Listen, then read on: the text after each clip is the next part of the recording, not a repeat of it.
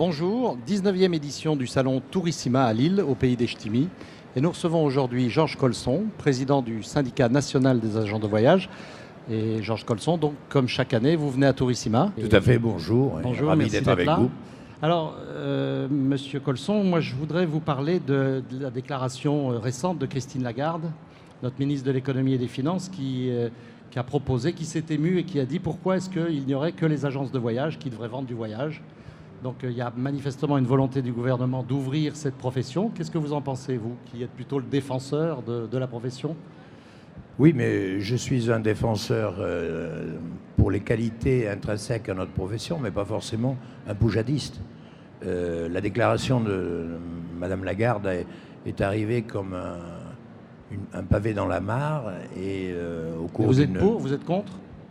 Non, nous étions pour, puisque la réforme de la loi de 92 a été demandée par le SNAV et l'APS il y a quelques années, de façon à ce que la réglementation de l'organisation du tourisme général, de la vente des voyages et de toutes les activités des associations, des hôtelleries, de tous les organismes publics ou parapublics, soit d'une façon générale assez organisée. Il a été supprimé, cette loi de 92, il a été créé une ordonnance qu'il maintenait, une ordonnance qui est sortie en février 2005, donc il y a déjà bientôt 3 ans, qui faisait bien la distinction entre l'agent de voyage professionnel et l'habilité, puisque le deuxième régime était le régime d'habilitation. Simplement, ce qui se passe, c'est que cette ordonnance a paru dans le Code du tourisme, mais il n'y a eu aucun décret d'application. Comme souvent en France. Voilà, donc on crée quelque chose, on fait un pas en avant, et puis tout d'un coup, il y a un coup de frein. Alors ce coup de frein, c'est vrai que notre profession a voulu tout de même apporter des barrières à cette ouverture d'activité sur le loisir, le voyage en particulier, de façon à ce que notamment les fonds publics, qui sont bien souvent la base des CDT, des SLA, des offices de tourisme, etc., ne viennent pas concurrencer le privé qui, lui, a ses obligations et ses devoirs. On lit beaucoup sur les forums des réactions qui sont très opposées à ce projet, évidemment, de beaucoup d'agences de voyage qui veulent protéger un peu leur business. Est-ce qu'on risque de voir, comme les chauffeurs de taxi l'ont fait il y a quelque temps en bloquant les autoroutes, est-ce que les agences de voyage vont aller bloquer les aéroports pour obtenir gain de cause? Je crois que de toute façon, pour obtenir gain de cause, il faut surtout motiver notre client. Parce que oui, mais ça ne changera pas la décision du politique, ça. C'est vrai. Mais simplement, aujourd'hui, notre secrétaire d'État qui s'occupe à la fois de la consommation et du tourisme, c'est peut-être beaucoup pour lui d'ailleurs. Ça veut dire que vous pensez qu'il s'occupe plus de consommation que de tourisme? On oui, en parlera tout à l'heure. Aujourd'hui, oui. Aujourd'hui, c'est vrai. D'accord. Mais par contre, nous, on s'occupe de nos clients. Ce code du tourisme oblige l'agent de voyage à avoir une responsabilité très importante, même la plus importante qui existe au monde par rapport à la bonne fin d'un voyage, par rapport à cette responsabilité civile et parfois pénale qui pose problème bien sûr à notre profession, alors que l'habilitation n'aurait pas du tout les mêmes obligations, n'aurait pas du tout les mêmes exigences de garantie financière, n'aurait pas du tout les mêmes exigences de formation.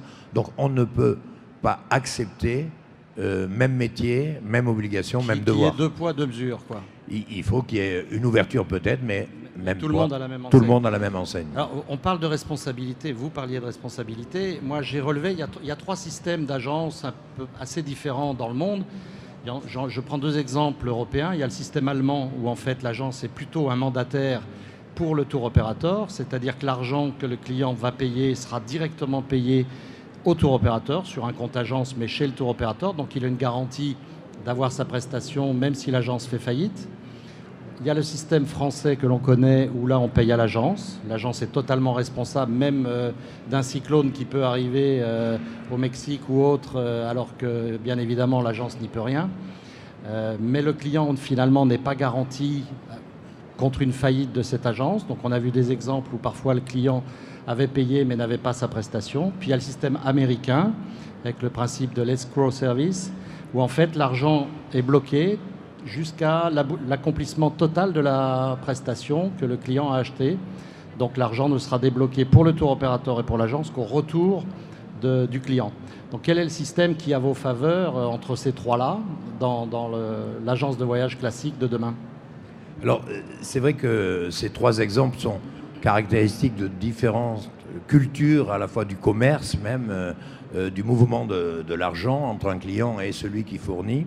Et puis en France, nous avons ce régime très particulier, mais qui présente tout de même beaucoup d'avantages. Alors, il est vrai que le domaine de la responsabilité, c'est celui qui vend, donc le distributeur, qui est en première ligne face à son client et qui est le premier responsable, civilement et à la rigueur pénalement. Cela n'empêche pas d'appeler en garantie, bien entendu, le Théo. Il est vrai que chez nos amis germaniques, c'est le Théo qui est responsable de son produit et, vous l'avez dit, le distributeur est un mandataire. En Belgique aussi, en Belgique, c'est le même principe. En échange de tout cela, c'est vrai que l'argent va directement au producteur, alors qu'en France, l'argent reste un certain temps ou un temps certain même, dans les caisses du distributeur. Je voudrais quand même souligner qu'en France, on a une caisse de solidarité qui s'appelle l'APS, qui correspond à l'obligation légale d'avoir une garantie financière pour les agents de voyage. Vous évoquiez la faillite d'un agent de voyage. Si cet agent de voyage est adhérent de l'APS, eh bien, en cas de faillite, il y a la garantie des fonds déposés. Donc votre argent, premièrement, peut vous être remboursé, ou alors l'APS prendra en charge vos départs en vacances. Donc c'est une formule extrêmement positive pour le consommateur, pour le client, et une sécurité. Ce que devraient de temps en temps penser nos ministres par rapport à cette garantie qu'on donne justement. Oui, mais est-ce que justement des garanties comme ça, parce que ça coûte toujours de l'argent, donc est-ce que ce n'est pas des solutions supplémentaires pour protéger le client, certes, mais à son détriment, puisqu'il faut payer tout ça? Non. Ces garanties, c'est comme une assurance? Non, pas du tout. C'est toujours payé par les gens qui payent l'assurance? Non, c'est dans les obligations de la licence d'agent de voyage d'avoir une garantie financière. Oui, mais donc, ça augmente les coûts? Non. Simplement, il y a deux types. Vous avez une garantie financière que vous pouvez obtenir auprès d'une banque. Alors, à l'entreprise, bien sûr, ça coûte de l'argent. Ça fait partie de ses frais généraux. Elle va le refacturer au client, d'une manière ou d'une autre. Oui, mais je vous assure que ça n'a peu ou pas d'importance dans la... Pour vous, c'est négligeable? Non, c'est totalement négligeable. Par contre, les résultats et la sécurité de ce client par rapport à un agent de voyage qui est un professionnel, un bon conseiller, etc., plus cette garantie, je crois que nos ministres de tutelle devraient réfléchir à ce que cette profession donne à ce consommateur. Après, aux États-Unis, c'est un autre système. C'est une espèce de caisse de dépôt jusqu'au retour du client, et puis on va puiser là-dedans. Je crois que pour nous, c'est pas du tout dans le tempérament de notre culture un petit peu latine tout de même. On parle de dépénaliser en ce moment le droit des affaires. Est-ce que justement, dans le monde des agences de voyage, la responsabilité qui va jusqu'au pénal n'est pas trop importante et trop lourde par rapport, parce que par exemple, vous partez au Mexique, vous êtes pris par un cyclone, vous ne pouvez, ça paraît quand même aberrant que l'agence de voyage soit redevable et responsable de ça vis-à-vis du client. Est-ce qu'on n'est pas dans une société aujourd'hui, la société française, où on veut à tout prix trouver un responsable pour tout, même s'il ne l'est pas? Oui, c'est vrai qu'en 92, lorsque cet article de responsabilité a été mis dans la loi, ça nous a amené à un monde français qui était bien au-delà de la directive européenne, qui est sortie en 90, et qui ne rendait pas l'agent de voyage responsable totalement, comme c'est le cas en France. C'est un combat que notre association mène, non pas qu'on refuse la responsabilité, mais on ne peut pas être responsable du tsunami, on ne peut pas être responsable du chikungunya, on ne peut pas être responsable de ceci, de cela. On est responsable de notre métier, on est responsable... Mais, sans aller chercher si loin, même un retard d'avion, que peut faire une agence de voyage contre un retard d'avion? Il ne peut pas faire grand-chose, sauf d'informer son client. Je crois que c'est là aussi, en cas de pépin, c'est l'information à son client avant le départ, pendant les vacances. Et je crois que les professionnels français sont extrêmement sérieux dans ce domaine, parce que les tours opérateurs, la plupart du temps, ont leurs propres équipes sur place dans les pays. Donc sont vraiment à l'écoute de ce qui peut se passer en dehors de la joie de vivre en vacances, ce qui est quand même notre vocation première, c'est de donner du bonheur, de la découverte et de la joie de vivre. Alors, on assiste en ce moment dans les voyages, tout ce qui est vente de séjour, à des coûts très importants en taxes. Vous connaissez sûrement ce problème, les fameuses taxes aéroports, suppléments carburant, etc., où on voit pour une même destination des taxes du simple au double, voire au triple d'un tour opérateur à l'autre. Alors le consommateur ne le sait pas très bien, donc, mais ces suppléments donc, sont réclamés par les tours opérateurs aux agences de voyage. Il y a manifestement un abus caractérisé, parce qu'en plus, les agences de voyage ne sont jamais commissionnées sur ces taxes. Et on assiste à une diminution du prix du séjour et une augmentation des taxes. Donc finalement, une diminution des revenus de l'agence de voyage. Et pour le consommateur, une addition de plus en plus lourde. Qu'est-ce que vous en pensez? Qu'est-ce que le SNAV fait contre ça? Alors contre ça, ce que nous faisons, c'est d'abord, nous avons, de façon à avoir beaucoup plus de clarté pour le client et le consommateur, incité nos confrères tour opérateurs à donner des prix tout compris. Cette apparition de taxes qui avant était incluse dans les billets a été petit à petit sortie par les compagnies elles-mêmes de leur prix de billet. Tout cela parce que les aéroports augmentaient d'une manière assez fréquente leurs taxes, parce que les pays augmentaient les taxes de survol, parce que le carburant n'était plus une denrée où on pouvait se garantir d'un prix de campagne.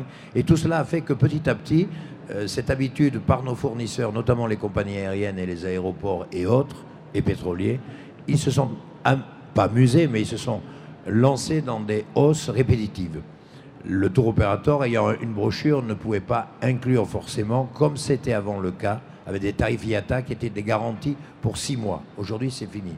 Quand vous dites que l'agent de voyage n'est pas rémunéré, c'est vrai que sur les taxes, parce que notre profession a jugé qu'il serait peut-être anormal de prendre encore une commission sur une taxe, sur un impôt. Je suis d'accord aussi. Ce que je veux dire, c'est qu'on sent de la part des tours opérateurs, moi je l'ai constaté sur beaucoup de produits, que le prix du produit en lui-même descend et le prix des taxes monte. Donc ça revient à moins commissionner l'agence de voyage, donc c'est un bénéfice supplémentaire pour le tour opérateur. Là c'est une petite pique, une pierre dans le jardin des tours opérateurs. Mais il y en a peut-être qui jouent à ce petit jeu, mais je pense que les distributeurs ont vite repéré celui qui joue à ce petit jeu. Oui, mais si ce sont des très gros, c'est difficile parfois. Hein. Je ne connais pas de très gros qui ne soient pas tout à fait sérieux. De temps en temps, on essaye de gratter quelques euros par-ci, par-là, mais ça ne serait tout de même pas très heureux de la part de ces sociétés. Et si j'avais des cas précis, je serais le premier, non pas à intervenir avec un pouvoir de clarté, de dissuasion et d'éthique professionnelle.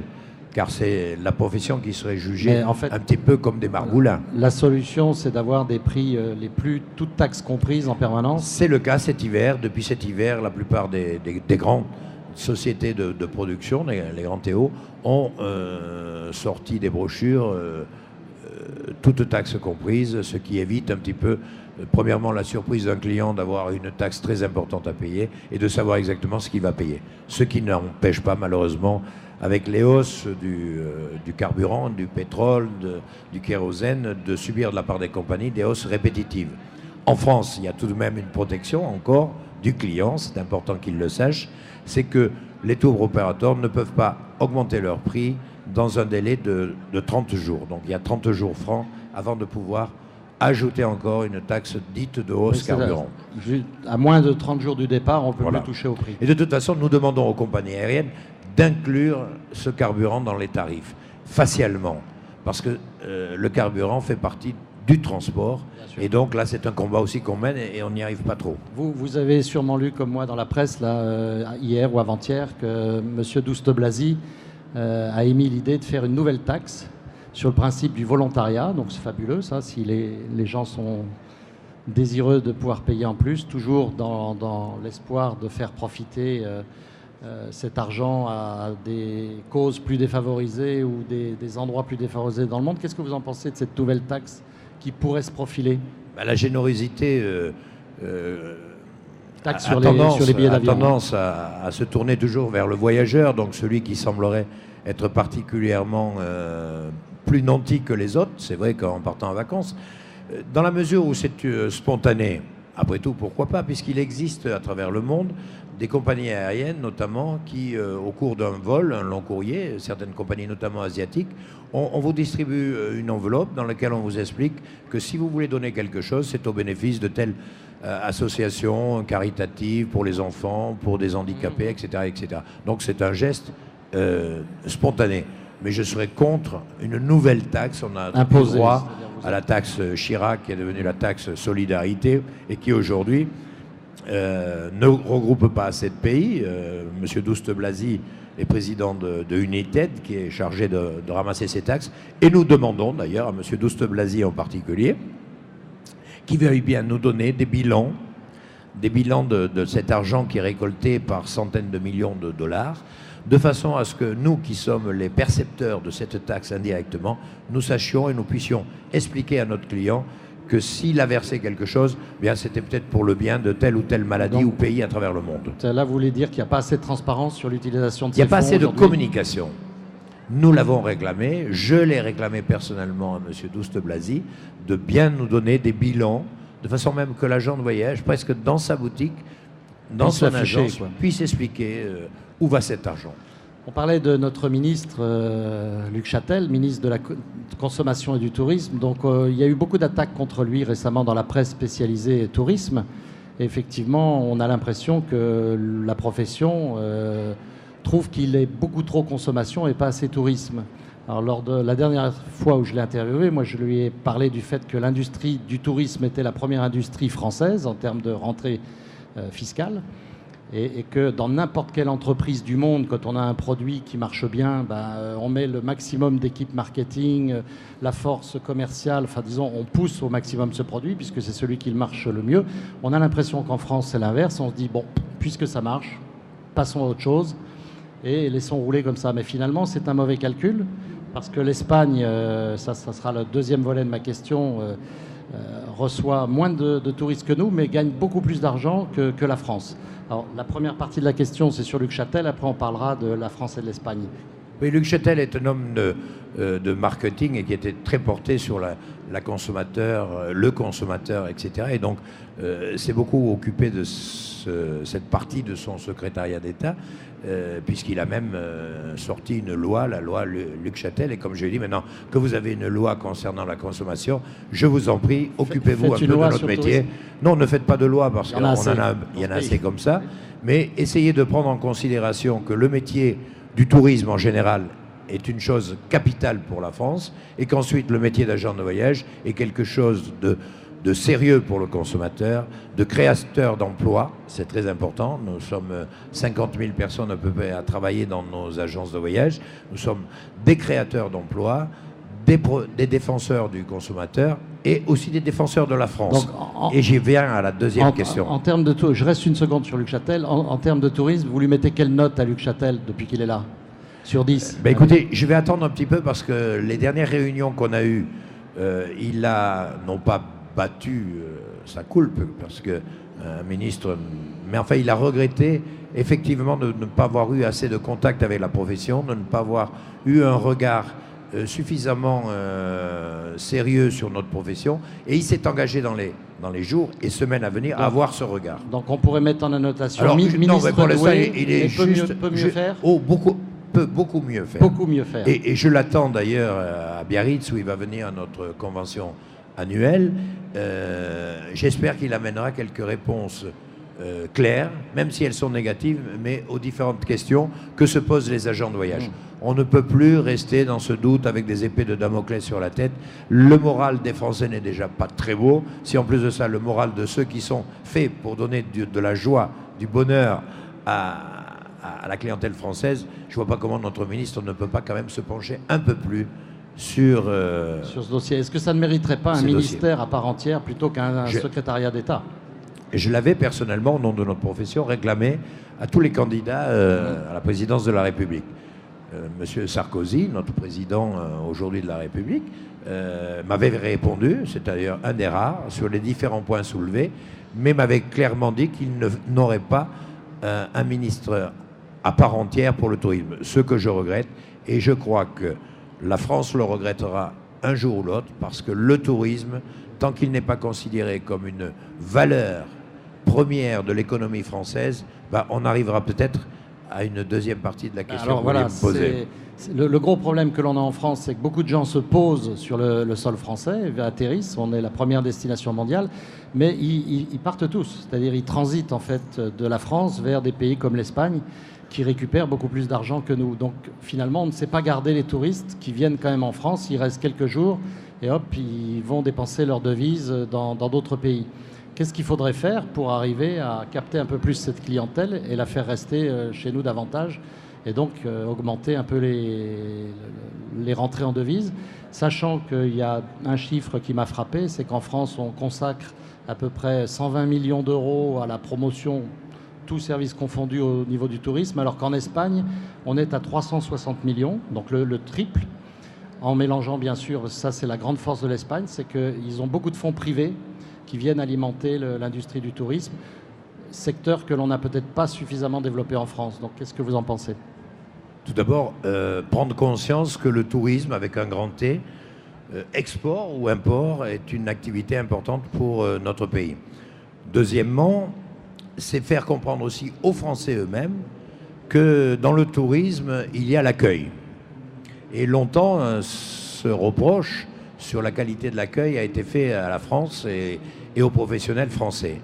Alors l'accueil, c'est pas simplement le sourire que je vais vous adresser. L'accueil, c'est quand on va prendre un café à Paris, on a l'impression d'être tout sauf un client. Hein. Ben voilà. On se fait engueuler dès qu'on achète un café dans un bistrot parisien. Bon, peut-être pas à ce point-là, là, vous êtes un peu dur. J'en ai vécu, je sais pas, faudrait demander aux gens ici, mais... Bon, mais l'accueil fait partie justement de cette attractivité que peut avoir un pays. On n'est pas très bon là-dessus. On n'est pas très bon. Alors, il y a aujourd'hui, il ne faut pas toujours critiquer, une espèce de prise de conscience du secrétariat d'État au tourisme. Et il y a actuellement une course à des réunions multiples, de façon à ce que les différents métiers constituant le tourisme prennent conscience de certaines choses, notamment l'accueil. Alors, M. Luc Châtel, en ce moment, déclenche des réunions, des études, des enquêtes. Qualité, là, mais il y en a peut-être un peu trop à la fois. Je ne sais plus comment ça s'appelle, son truc qualité, là, il veut mettre un label qualité. Le label qualité. Mais Qualité France a été... c'est bien ça ou pas ? A été créé par son prédécesseur.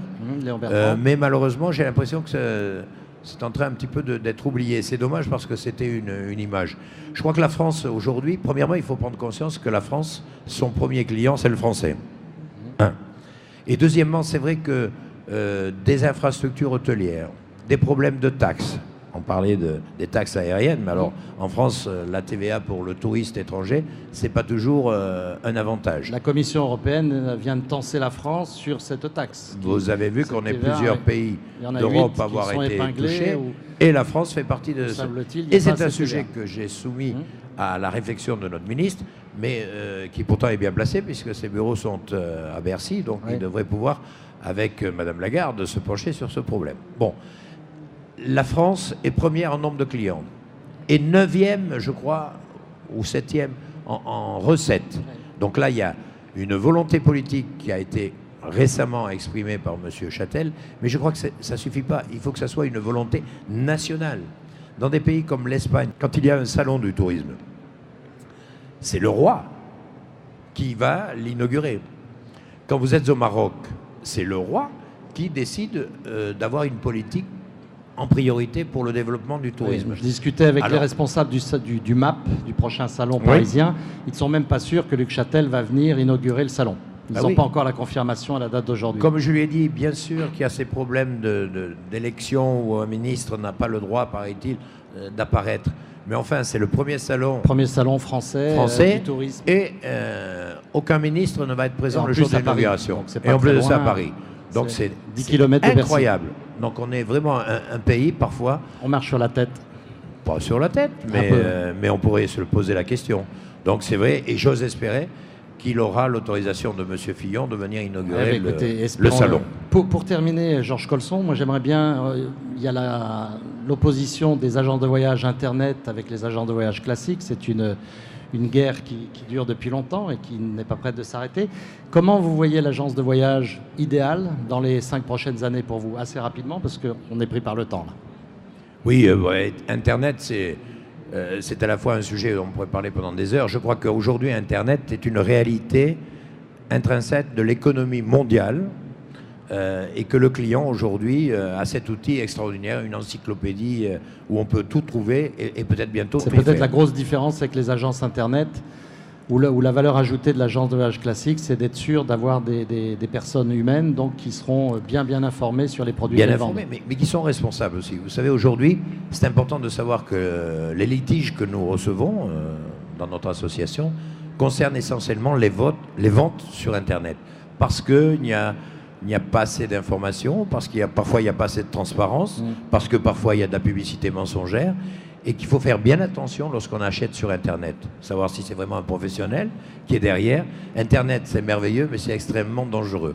Donc, un outil extraordinaire à la portée de l'agent de voyage traditionnel, c'est le mélange des deux qui fera l'agence de demain. Bon, bah écoutez, merci. On termine sur ces paroles.